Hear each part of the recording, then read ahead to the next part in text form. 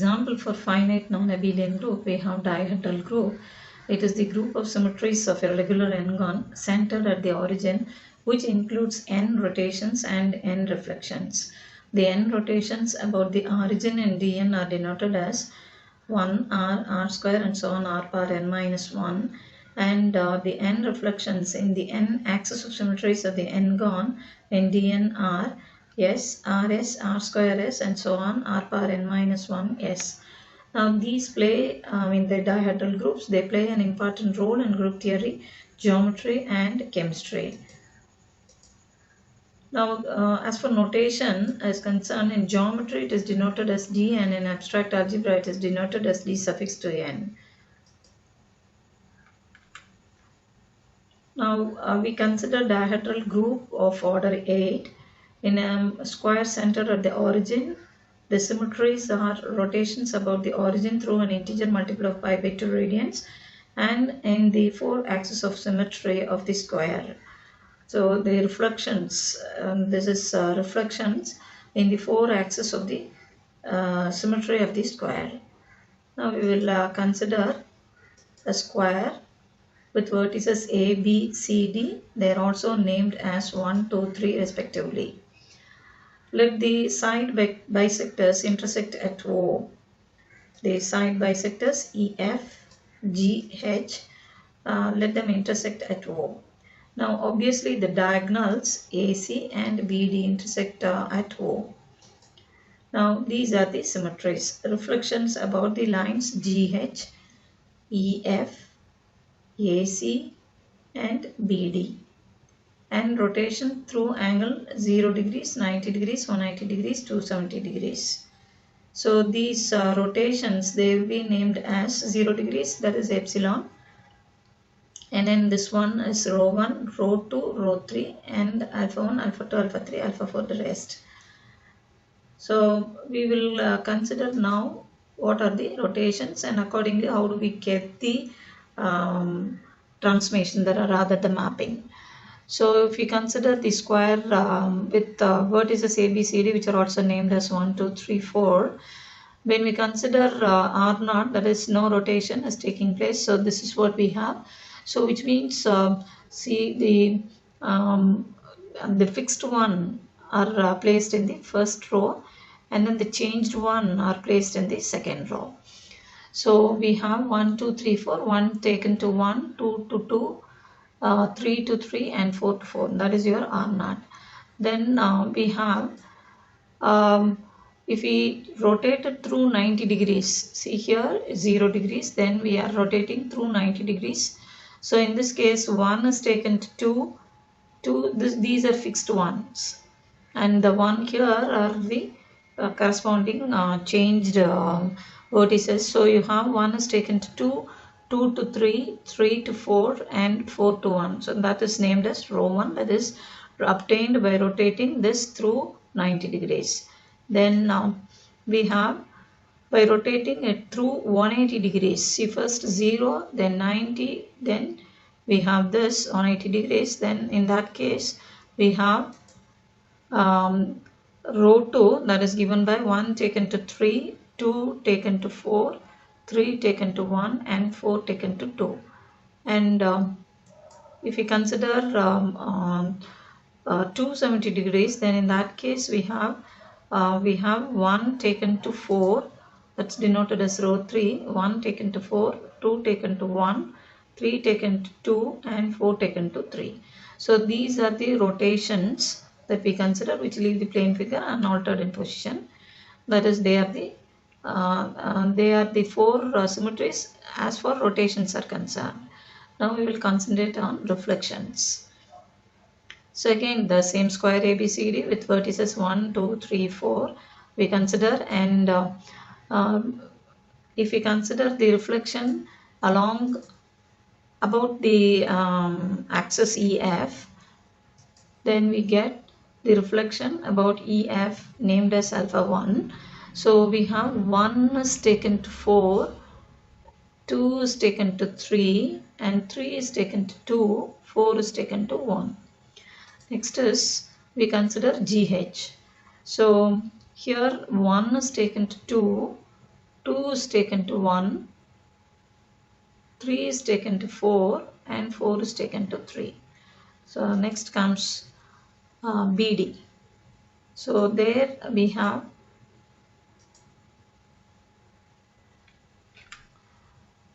alpha, and there is alpha 3, that is denoted as alpha 3. 1 is taken to 3, 1 is taken to 3, and 2 is taken to itself, and 4 is taken to itself. So that is denoted as alpha 3. That is reflection about BD. Then we have reflection about AC. So that is given by 1 is taken to itself, 3 is taken to itself, 2 is taken to 4, and 4 is taken to 2. So that is our alpha 4. So these are the reflections. These are the reflections that we have.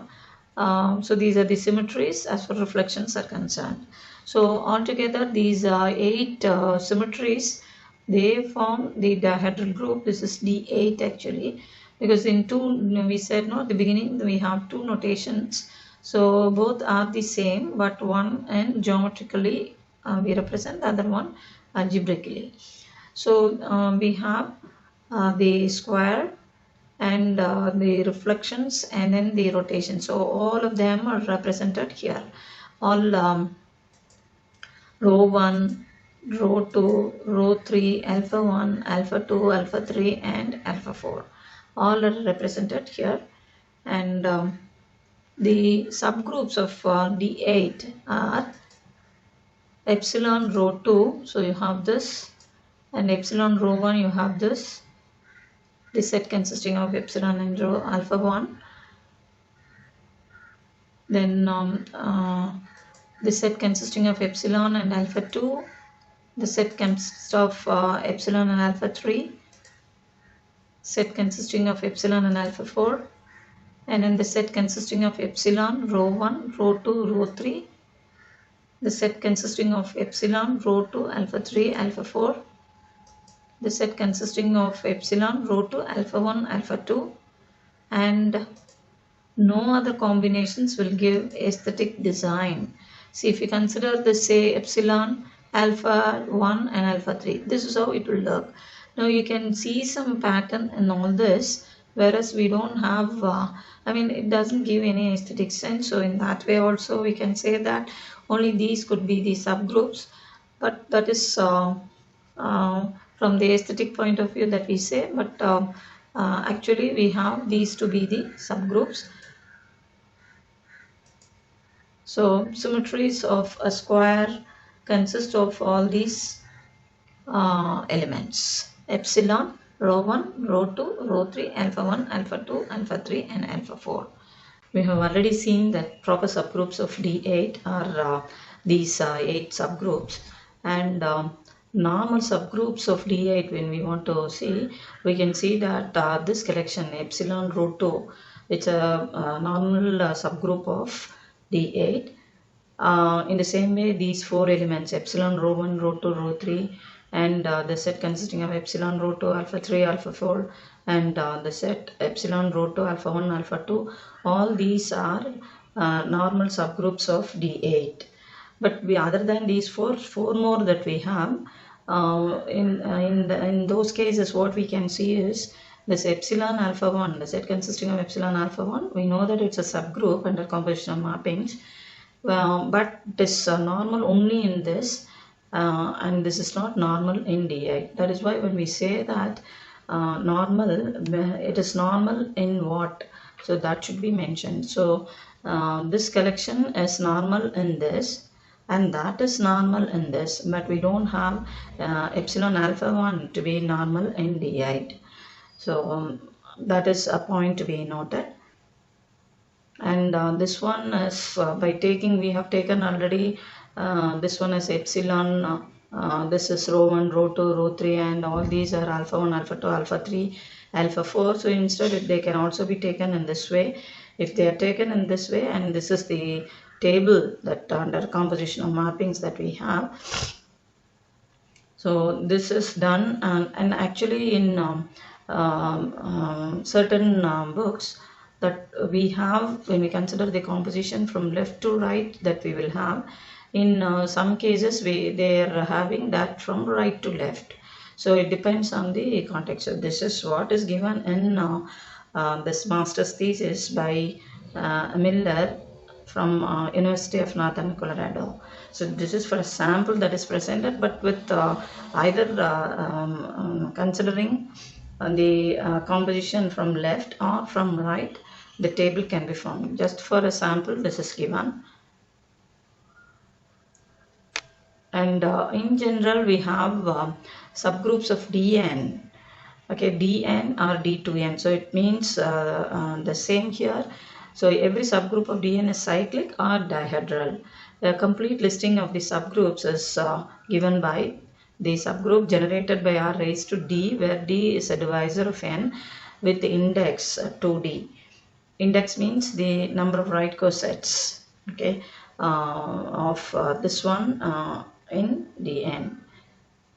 So we have the next one is the group generated by R raised to D and R raised to I into S, that is composition S, where again D is a divisor of n, and I lies between 0 and D minus 1 with index D. And it could be noted that this is isomorphic to Z mod, the subgroup generated by n upon D, and the second one is isomorphic to the dihedral group of order n upon D. So every subgroup of Dn occurs exactly once in this listing. Now the number of subgroups, which is denoted as S of n of Dn, is calculated as tau of n plus sigma of n. So how many subgroups that we can have in Dn? So here this Dn means Dn or D2n. The representation, it is only the notation that differs. So tau of n represents the number of positive divisors of n. So we have stated that number of subgroups of, which is denoted as S of n of Dn is this, and this tau of n represents the number of positive divisors of n, and sigma of n represents the sum of the positive divisors of n. So this is number and this is sum. And again in the same master's thesis by Miller, he has given that for these dihedral groups, the number of subgroups are given by this. In the case of D8, this is, even though it is mentioned as 4 in the illustration what we have given, it is 4. So tau of n is 3 and sigma of n, the sum of the divisors.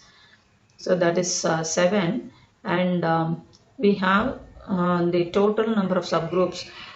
We mentioned there 10 in the previous one, that is because it is proper subgroups. We have actually there excluded the identity element and the entire group. So they are also subgroups of D8. In this case, the D8 is same as D4. So we had there 8 plus 2, 10. So that is what is written here. So for each and every number, this is computed, and with the help of that, directly we are able to have, we have not listed what are those subgroups, that is given in the listing what was mentioned earlier, and how many will be there is computed here. And for that, this formula tau of n plus sigma of n gives the sum, that is S of n. So it is up to 100 D100, that is dihedral group of order 200, that is listed here. So next we have as the finite non-abelian group, symmetric group of degree n. So first we will have in n is 3, that S3 under composition mappings. So symmetric group of degree 3. So that is also obtained by the group of symmetries with n being taken as 3. So we have, suppose I have S to be the set consisting of these 3 symbols 1, 2, 3, then the set of all bijective mappings on S denoted by S3 has 3 factorial elements, and those 6 elements we are naming them as epsilon, alpha, beta, gamma, delta and theta. By epsilon we mean it takes 1 to 1, 2 to 2, 3 to 3 bijective mapping, and for alpha 3 is fixed, For beta 2 is fixed, gamma 1 is fixed, and delta cyclically written. And it is 1 means 3, 2 means 1, the previous one is written, 3 means 2. So it's a finite non-abelian group and a composition of mappings. So that is mentioned in this table. We have, in this case, see, if we consider the product, that is the composition of alpha with beta, from left to right it's gone. 1 is taken to 2, 2 is taken to 2, and then 2 to 1, 1 to 3. So 2, 3, 1, which means delta. So alpha composition beta is delta. So in most of the books, it will be done from right to left. So in that case, they would have written theta here instead of delta. So it is only the whichever order that we follow, that should be followed throughout. So here it is, in this case, it is multiplied from left to right, not from right to left for this particular table. Then we have proper subgroups and normal subgroups of this S3 and a composition of mappings. The set consisting of epsilon alpha, epsilon beta, epsilon gamma, and epsilon delta theta. These 4 sets under the composition of mappings will form a subgroup. They are proper subgroups, and it's very usual that singleton epsilon and S3 are subgroups of S3. So proper subgroups are only 4. And out of these 4, only this is normal in S3, and that is called alternating group, because we have in S3 it is symmetric group of degree n, and another name for that is permutation group. Permutation group will have its elements as permutations. Permutations means bijective mapping, and we have them to be even permutation and odd permutation. By even permutation, we mean the permutation being written as even number of transpositions, and odd permutation means the permutation is written as the product of odd number of transpositions. So, and every permutation is a product of disjoint cycles. That is a result in this section. That is the section which deals with, in any book you can see that symmetric group of degree n. So in that, every permutation, the elements of generally speaking Sn, you will have the elements to be permutations, and the permutation can always be written as product of disjoint cycles, and each cycle can be written as product of transpositions. And when we count the number of transpositions, if it is an even number, then the permutation is called even permutation. Otherwise, it is called odd permutation. Now, in the case of S4, if we consider S to be this, then the set of all bijective mappings on S denoted by S4 has 4 factorial elements.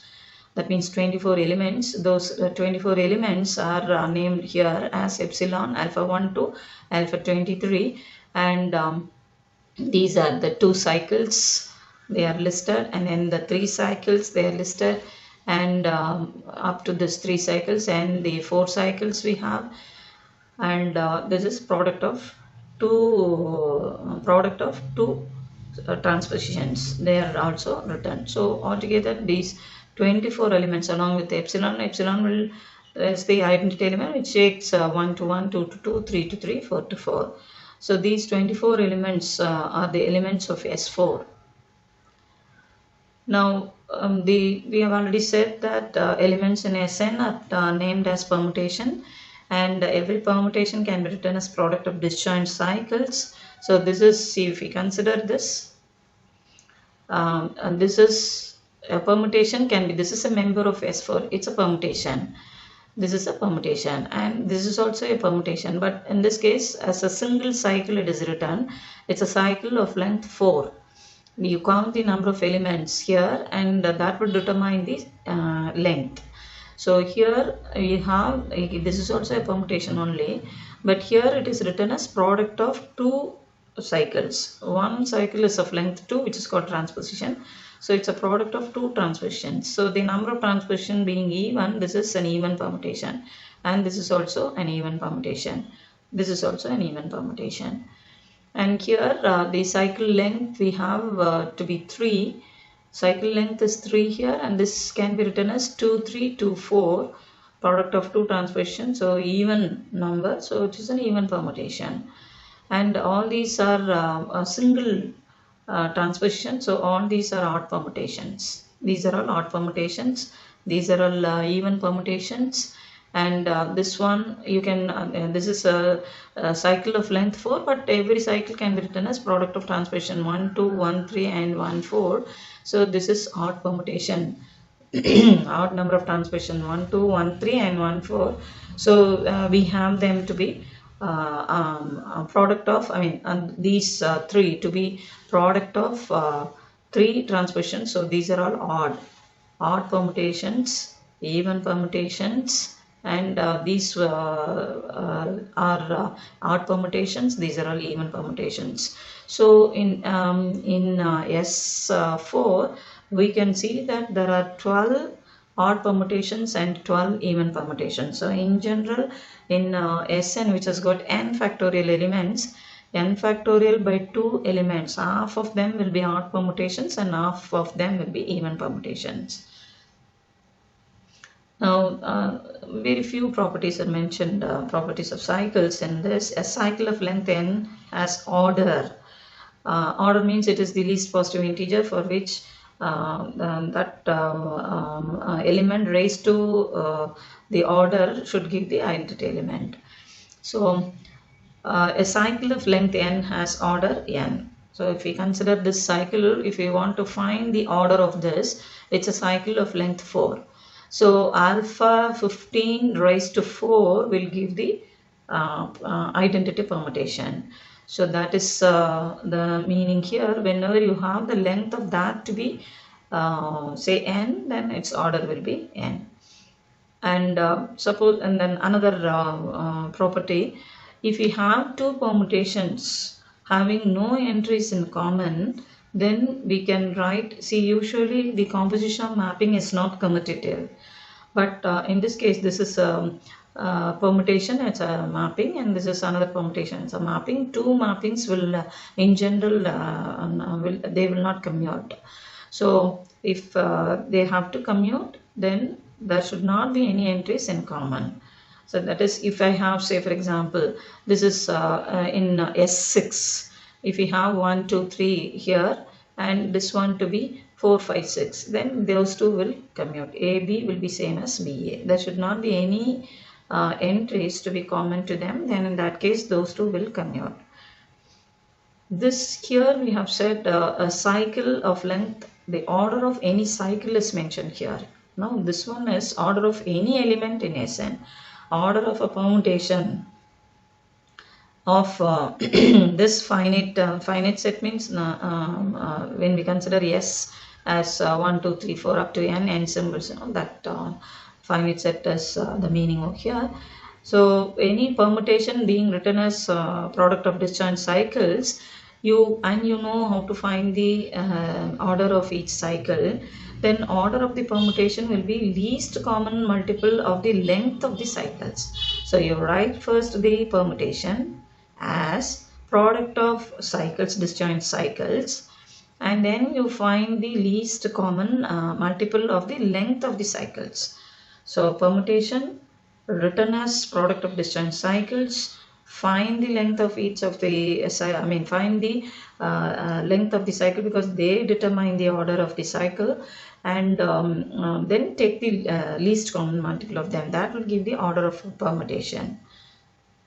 So next we have the Quaternion group as another example for finite non-abelian group. We have already stated that if we have Q to be the set consisting of plus or minus 1, plus or minus I, plus or minus j, plus or minus k, then this Q under this multiplication is a group called Quaternion group, and this operation dot is defined in this way. I dot I is minus 1, similarly j dot j is minus 1, k dot k is minus 1. When you write cyclically, that is I, j means it is k, whereas j into I, if we reverse the order, then it will be minus k. Similarly, j, k, when they are multiplied cyclically, they have I, j, k. So jk means it is I, whereas when you interchange these two, it will be minus I. And k dot I is j, whereas I dot k is minus j. So that is written in this way. Now these are the proper subgroups of this. Again, there are 4 subgroups. All the subgroups are normal in Q. The index of them in Q being 2, they are normal in Q.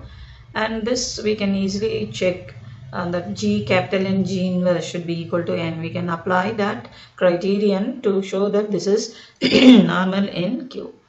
We have already seen that subgroup of an abelian group is always normal, and in this case all these subgroups are normal, but our Q is not abelian. Subgroup of an abelian group is always normal, but if all the subgroups of a group are normal, that need not imply the group is abelian. So for that statement, this is an example. So this is an example for a non-abelian group to have all of its subgroups to be normal in it. So again, that is stated here. This is an example for a non-abelian group to have all of its subgroups to be normal in it. Now this example is also can be used as an illustration for this theorem. If H and K are finite subgroups of order of H and order of K of a group G, then order of HK, counting principle. Order of HK is order of H into order of K divided by order of H intersection K. So this counting principle can be illustrated easily with this Quaternion group. Now this is an example for infinite abelian group. That is our the set of integers and an addition, it forms a group, we know that, and that's an infinite abelian group. So far we had examples for finite non-abelian group. Previously we had finite abelian and then finite non-abelian. Now we have come to infinite abelian group. The set of integers and an addition forms a group, and that is also an infinite cyclic group. We had already the definition of cyclic group. With finite number of elements, this is infinite cyclic group with generators 1 and minus 1. Now subgroups of this group, they are all multiples of n. See, this n can be, and this is the notation used, the subgroup generated by this number n. Usually we write positive number here because when we consider minus 2, again it is going to be the same collection only. So we always write only n with the positive sign. Okay, it's a positive integer. So this is the notation that they use, h suffix n, and Hurston is using this h suffix n, collection of all, but this is the general notation. This is the general notation. So if we consider, for example, n is taken as 2, means all multiples of 2 will be here. And this is a subgroup. Similarly, H3, H4, H5 and so on. They are all, if you consider H1, it is same as the set of integers itself. Now, this is abelian group. So all subgroup of an abelian group is normal. So all subgroups are normal subgroups. So once you know how to write the subgroups, automatically all of them will be normal subgroups. And if you want to find the intersection of two subgroups, say I have M, the subgroup generated by M and another subgroup generated by N, means the intersection will have elements which will be multiples of the LCM of M and N. That is, if we denote HM intersection HN to be HR, then R is nothing but the LCM of these two. So that is how we will have the intersection of two subgroups. But the union of two subgroups is not a subgroup. The union will be a subgroup only if one is contained in the other. So otherwise the union of two subgroups in general is not a subgroup. So intersection, for the intersection you can have, see, if we suppose I have say H2 and H3. H2 intersection H3 if we want to find, then LCM of 3 and 2 and 3 is 6. So you will have that to be H6. Suppose I have H4 and H8. Then in that case the LCM of that will be here as in the suffix. So that is what we have as the meaning of intersection of two subgroups is given by this. And the relation is congruent to B mod H2 if and only if A minus B belonging to H2 on the set of integers slices the set of integers into two pieces. One is 2z, that is the collection of all even numbers, and then the collection of all odd numbers. So this relation is already mentioned when we talked about the quotient group. So we have H2, suppose I consider H2 to be this, the quotient group, it is the subgroup generated by 2. So you have the quotient group being given by the set of even integers and the set of odd integers, and this will form a group and that is called quotient group. Quotient group was introduced earlier, and is an example from in the case of the set of integers, and we consider this normal subgroup. And Z modulo, the subgroup generated by 3, will have 3z, 1 plus 3z, 2 plus 3z as their elements. So in general we have